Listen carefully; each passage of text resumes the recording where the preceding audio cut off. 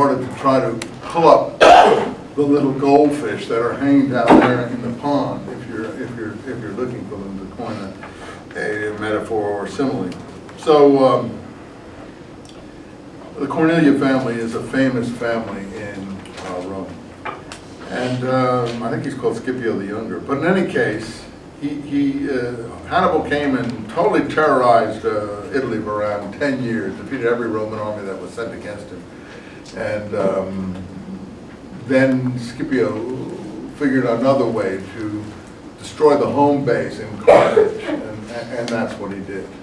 I think ultimately Hannibal fled to Asia Minor, maybe the Seleucids, I forget under whom, the Persians, or, no, I think it was the Seleucids, and someone assassinated him ultimately. That was the payment he got for opposing Rome in a successful way. He was never defeated by any Roman army. Hannibal did. Scipio didn't defeat Hannibal. He went to the home base and defeated his father and brothers, killed his brothers and so on, and sacked Carthage, etc.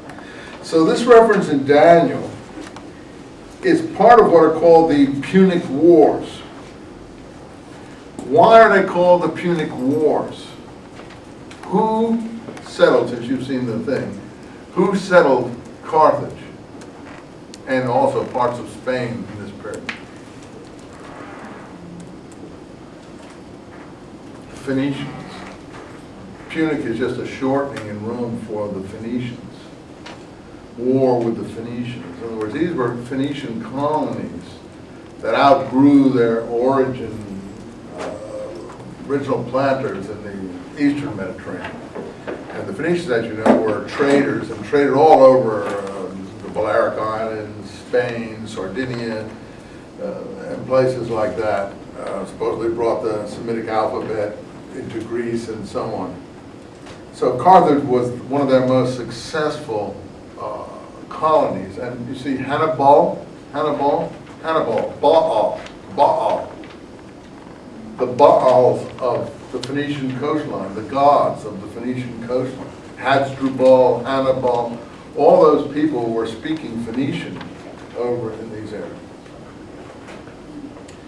So here the Kittim are clearly the Romans, because they're just getting going in the Mediterranean here. They're the ones who defeat the Phoenicians or the Carthaginians in the eastern Mediterranean. And at this point, the Romans are looked upon sympathetically, because the Jews and the Romans have common enemies, the Seleucids, the Phoenicians, and so on and so forth.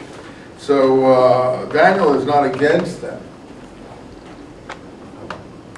Now, I read you from the Habakkuk commentary before we quit last time about what kind of Kittim come into Palestine. And vis-a-vis carbon testing that you were asking me about, I said that was one of the many internal markers that showed these documents had to be, some of them anyway, most of the sectarian documents from the Dead Sea Scrolls had to be 1st century. That could not be a 2nd century BC marker. Internal data tops external data, as I make that point over and over again in my work, of the kind that exists for the Dead Sea Scrolls. What is external data? External data is what most of the scholars that you're dealing with around who don't do history or read documents, if you don't do history or read documents carefully, then external data is easy. So there are 2 kinds of external data. Paleography. This pen isn't doing too well. Paleography. Archaeology too, but that's always questionable, and nobody ever agrees on that. And unfortunately, something that people like myself called for carbon testing. So none of these are secure enough and have margins of error that are tight enough to rule out an opposing theory in the time frame that we're dealing with. And where, since they're not secure enough, where the internal data is clearly opposes the proposed internal dating of a carbon testing with a margin of error of 100, 200 plus or minus years, or paleography we don't even have any documents to compare the hand. Paleography is handwriting. I'll explain it to you. I'll take a little diversion here. The reason Dead Sea Scrolls scholars got into, first of all, paleography, handwriting is, I'll tell you why. You're writing things in your notebooks now.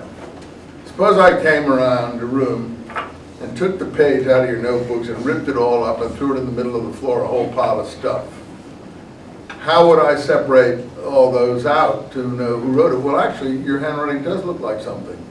So maybe someone might have a similar handwriting, but mostly your handwriting is fairly individual. I wouldn't say it's unique. I would start, separating the piles out into the handwriting that looked like each other.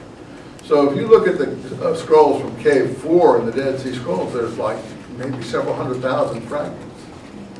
So they got to be the scholars looking at these things got to be pretty proficient to grouping like fragments together, and then finally sort of developing manuscripts out of broken pieces and things. That doesn't mean all the scrolls are like that. So therefore they got very into letters and types of letters, and they thought that they could sequence them. Well, in an ideal state they could sequence them. But the problem is they don't have any control documents. I'm thinking of the O.J. Simpson trial in Los Angeles and trying to control some of the stuff they had there that they were making claims about. I can't remember exactly what at the time. But they don't have any control document from the period 200 BC to 100 AD that they can be sure of its provenance anyway.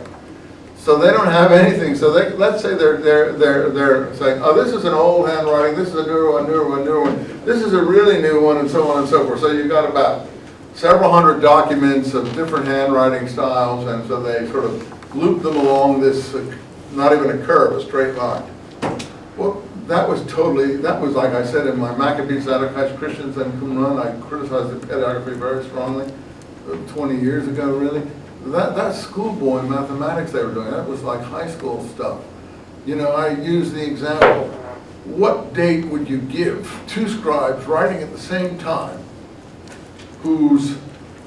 one who had conservative scribes for his teacher, and that teacher also had conservative scribes, and another who had more innovative scribes, or scribes who were more advancing the style somewhat?